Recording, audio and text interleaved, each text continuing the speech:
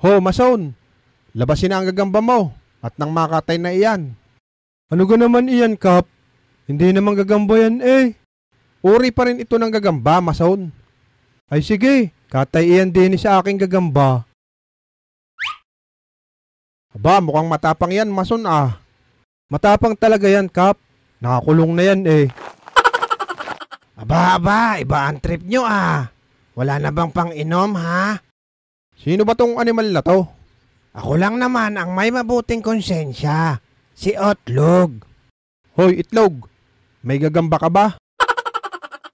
Wala nga eh, kalbo. Aba, iloko to ah. Ay maghanap ka muna ng gagamba mo bago ka tumambay dito. Bawal din ang walang panlaban. Panlaban ba? Pwede ka dyan ng manok. Hintayin niyo ako. Babalik ako. Maghahanap lang ako ng gagamba ko.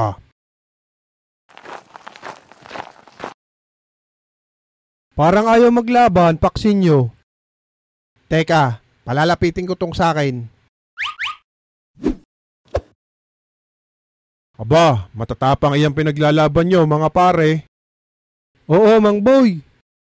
Baka pwede itong dala ko dyan. Panlaban din dito eh. Alimango, hindi pwede yan. Lahukan mo na lang ng kalabasa at igata mo.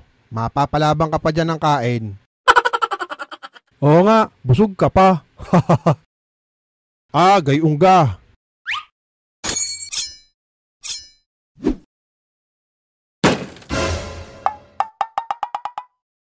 Mang Boy, niloloko ka lang eh. Hindi ka na mabiro eh. Sige, pwede yan dito ilaban sa gagamba namin, Mang Boy. Yan, gusto pa eh pag-iinitin ng ulo ko.